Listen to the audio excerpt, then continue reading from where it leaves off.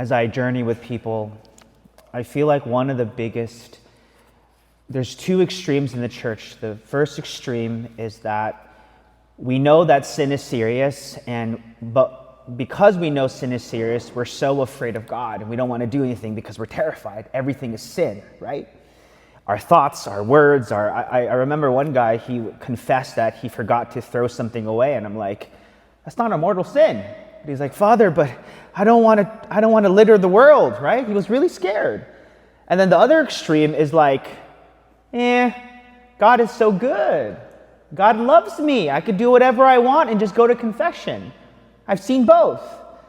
And I always tell people, look, sin is serious, but God's mercy is also infinite. And this is why I started that way. I want to walk you through the first reading. So yesterday, I want you to understand that Ahab was the king of Israel. And at this time, he's the most powerful person aside from God in that time.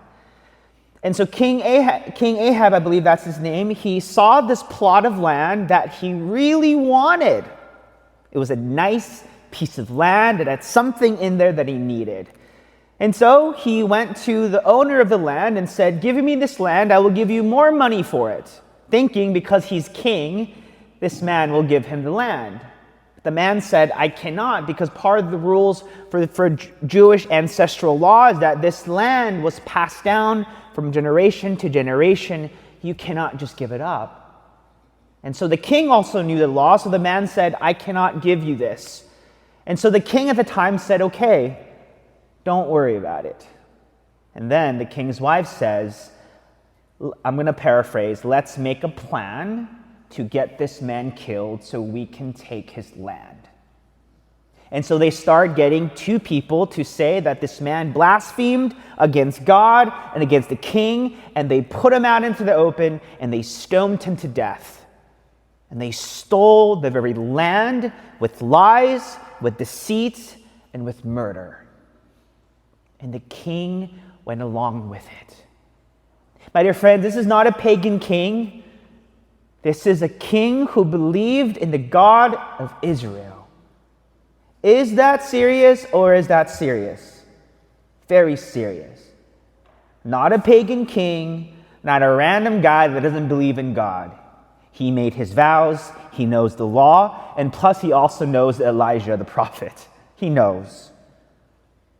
And so today is the conclusion, or I would say now the seriousness of the things that unfold.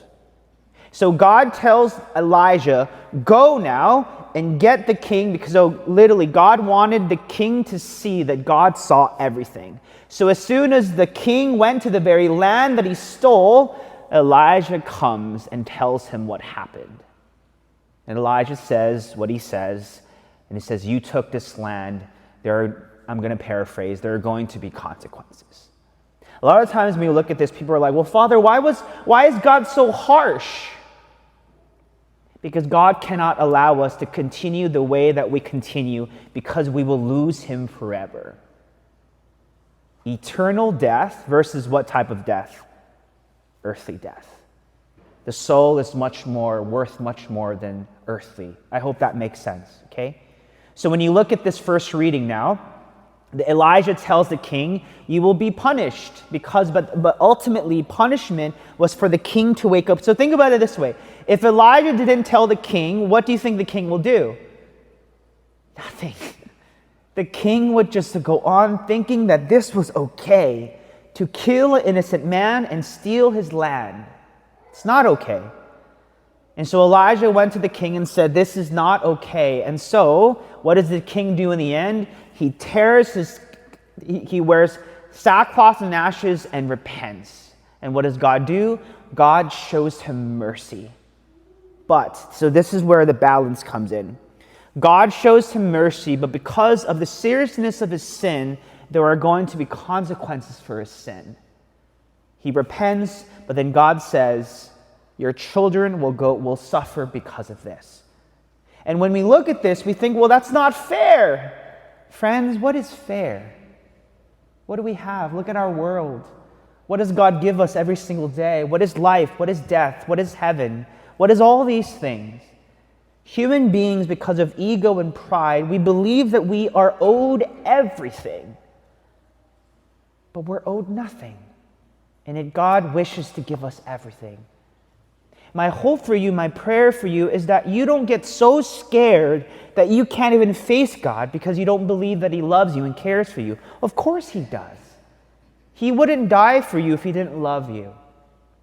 But I also hope that we don't become so callous to sin that we can just think, at St. Anne's they have confession 3 times a week. I'm just going to live my life. We can't, because sin is serious. So we grow in our understanding of mercy, but we also understand that, my dear friends, our God deserves the very best of us. Does it mean we're going to be perfect? No, because none of us will ever be perfect until God does His stuff and then we go to heaven and everything's good. We have to pray for balance. In the church, it's always both and. Anytime, I'll share with you this last thing. Anytime in the church, if you get led to go one way rather than another, oftentimes it is extreme. We have to find a way to find either or. If we say we like this better than that, oftentimes we are being led the wrong way. And I'll end with that.